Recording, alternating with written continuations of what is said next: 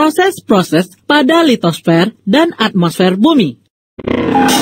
Bumi terdiri dari 3 bagian utama, yaitu litosfer, hidrosfer, dan atmosfer. Litosfer adalah lapisan kerak bumi yang paling luar. Litosfer disusun oleh 3 jenis batuan, yaitu batuan beku, batuan sedimen, dan batuan metamorf. Batuan beku adalah batuan yang terbentuk karena magma pijar menjadi padat. Batuan sedimen adalah hasil pengendapan dari batuan beku yang telah mengalami proses pelapukan dan erosi. Dan batuan metamorf adalah batuan yang berasal dari batuan beku atau batuan sedimen.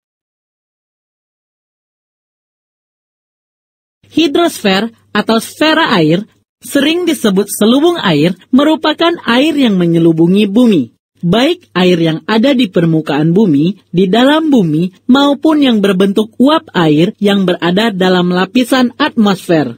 Massa air tersebut terus-menerus bergerak dari permukaan bumi ke udara, ke dalam tanah, dan kembali lagi ke permukaan bumi. Lautan global merupakan kenampakan penting yang nyata dari hidrosfer, menyelubungi sekitar 71% permukaan bumi dan merupakan sekitar 97% dari jumlah air yang berada di bumi. Atmosfer adalah lapisan udara yang mengitari bumi, yang membentang sampai ketinggian 400 km dari permukaan bumi. Atmosfer ditahan di tempatnya oleh gaya gravitasi bumi. Karena itu, lapisan atmosfer paling bawah atau troposfer memiliki massa jenis paling besar. 2 gas penyusun udara dengan konsentrasi terbesar adalah nitrogen sebesar 78% dan oksigen sebesar 21%. 4 jenis lapisan atmosfer mulai dari yang paling bawah, yaitu troposfer. Peristiwa cuaca terjadi di sini. Stratosfer, lapisan ozon, terdapat di sini. Mesosfer, eksosfer, terdapat termosfer, lapisan udara yang membakar meteorit yang memasuki atmosfer bumi. Proses pelapukan di permukaan bumi. Mengapa batuan bisa melapuk? Dalam jangka waktu lama, mineral-mineral dalam batuan bisa berubah karena diserang oleh agen-agen pelapukan, seperti air, angin, tumbuh-tumbuhan, manusia, hewan, dan zat-zat kimia. Kesemuanya ini memecahkan batuan besar menjadi berukuran kecil. Dengan bantuan gaya gravitasi, angin, air, bergeraklah partikel-partikel yang melapuk tersebut dan digantikan oleh partikel-partikel baru. Sehingga proses pelapukan berlangsung terus-menerus. Nah, ada 3 proses yang harus dapat kita bedakan dengan jelas, yaitu A. Pelapukan, yaitu memecahkan batuan dan mungkin mengubah susunan kimia batuan pada atau dekat permukaan bumi. B. Mass wasting, atau pembuangan massa, yaitu memindahkan material batuan yang sudah melapuk menuruni lereng di bawah pengaruh gaya gravitasi. C. Erosi, yaitu mengangkat material batuan baik yang sudah melapuk ataupun belum melalui agen yang bergerak seperti air, angin, atau es. Ada 2 macam pelapukan batuan, yaitu pelapukan mekanik dan pelapukan kimia. Nah, pelapukan mekanik atau fisik adalah proses memecahkan batuan besar menjadi batuan kecil tanpa ada perubahan kimia mineral-mineralnya.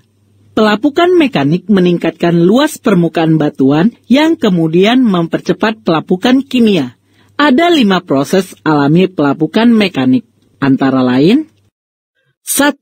Aksi air beku terdiri dari frost wedging atau irisan air beku dan frost heaving atau dorongan air beku. Frost wedging adalah proses pelapukan batuan yang disebabkan oleh beberapa kali siklus pembekuan dan pencairan air dalam celah batuan. Ini karena pembekuan air jadi es meningkatkan volume yang akan memberikan daya dorong yang sangat besar. Frost heaving adalah proses pelapukan batuan yang disebabkan oleh lapisan-lapisan es di dasar batuan yang memuai dan mendorong batuan besar ke permukaan tanah. 2. Unloading. Pemuaian akibat pembebasan tekanan yaitu unloading, yaitu pelapukan dengan cara pengelupasan lapisan-lapisan luar batuan disertai dengan pemuaian, yang menyebabkan pembebasan tekanan terhadap batuan besar di bawahnya, sehingga batuan tersebut muncul ke permukaan. 3. Pemuaian termal adalah pelapukan karena proses berulang memuai dan menyusut mineral-mineral yang memiliki laju pemuaian dan penyusutan berbeda, mengakibatkan retak-retak pada bidang pembatasan mineral-mineral yang berbeda tersebut. 4. Tekanan dari kristal garam. Pada siang hari di daerah iklim kering, panas matahari akan menguapkan air yang mengandung garam, sehingga garamnya mengkristal. Kristal-kristal garam sangat tajam, sehingga pertumbuhan kristal garam menghasilkan tegangan kuat dan batuan yang sangat keras pun dapat hancur dan menjadi pasir. 5. Perpanjangan akar-akar pohon besar menghasilkan tekanan batuan yang ada di sekitar pohon dan batuan dapat retak atau pecah. Pelapukan ini tergolong sebagai pelapukan mekanik akibat kegiatan biologi, sering juga disebut sebagai pelapukan organik. Pelapukan kimia menghasilkan perubahan kimia pada material bahan selain memecahkan batuan besar menjadi batuan kecil. 3 agen utama pelapukan kimia yaitu air hujan, oksigen, dan asam. Air hujan akan bergabung dengan beberapa mineral dalam batuan oleh proses yang disebut hidrasi. Mineral-mineral hidrat ini akan menempati ruang yang lebih luas daripada mineral aslinya. Akibatnya, bagian luar batuan pecah menjadi potongan-potongan kecil. Ini disebut proses pengelupasan dalam skala kecil. Zat lain sebagai agen pelapukan kimia yaitu oksigen yang melimpah di udara atau oksigen yang larut di dalam air. Banyak batuan yang mengandung mineral-mineral yang akan bergabung dengan oksigen membentuk senyawa yang disebut oksida.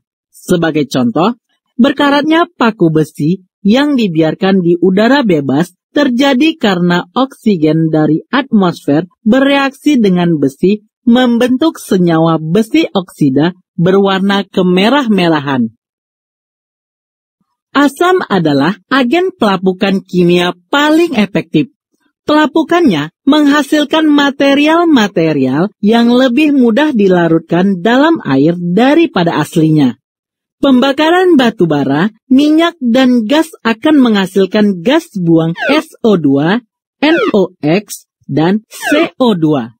Ketiga gas ini melarut dalam air hujan membentuk asam sulfat H2SO4, asam nitrat HNO3, termasuk asam kuat, dan asam karbonat H2CO3, termasuk asam lemah. Batuan gamping yang mengandung mineral karbonat mudah dilarutkan oleh asam sehingga mineral karbonat menjadi mudah larut dalam air.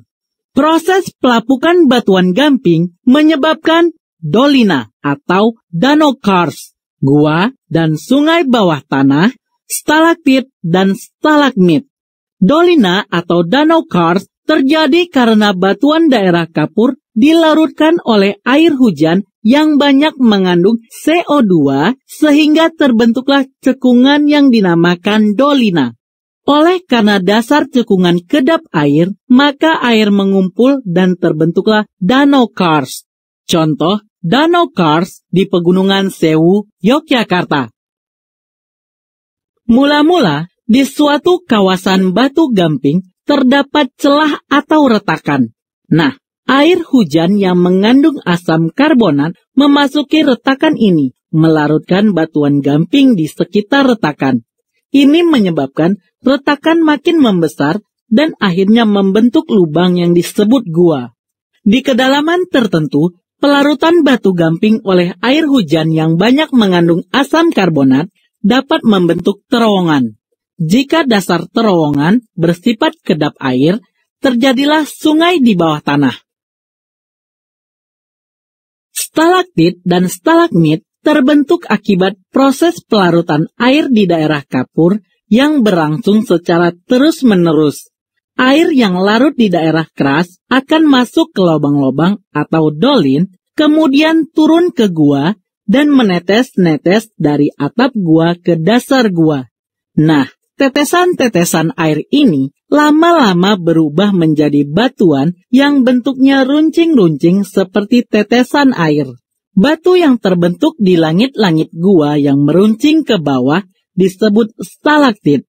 Sedangkan batuan yang terbentuk di dasar gua bentuknya meruncing ke atas disebut stalagmit. Pengaruh pelapukan. Dari penjelasan sebelumnya, dapat kita simpulkan bahwa pelapukan memiliki pengaruh positif dan negatif. Pengaruh positif dari pelapukan diantaranya: 1. Menghasilkan tanah. Banyak tumbuhan bergantung pada pelapukan untuk tanah yang mereka butuhkan untuk tumbuh. Bahkan, seluruh pertanian bergantung pada proses pelapukan batu. Dan, bagi kita, tanah memberi suplai makanan. Itu sebabnya planet kita atau bumi cocok untuk habitat manusia. 2. Membuat air laut bergaram dan menyuplai bahan pangan untuk banyak organisme laut. 3. Menghasilkan endapan-endapan biji logam dan mineral-mineral berharga. 4. Menghasilkan bentuk batuan yang menarik, salah satu contohnya batuan yang terdapat di Grand Canyon, Utah, Amerika Serikat. Pengaruh negatif pelapukan. 1. Merusak patung dan ornamen. 2. Retaknya tembok rumah di dekat pohon besar. 3. Berkumpulnya kembali kalsium karbonat yang melarut atau air keras di dalam dinding ketel, uap pembangkit listrik, dan pipa-pipa air.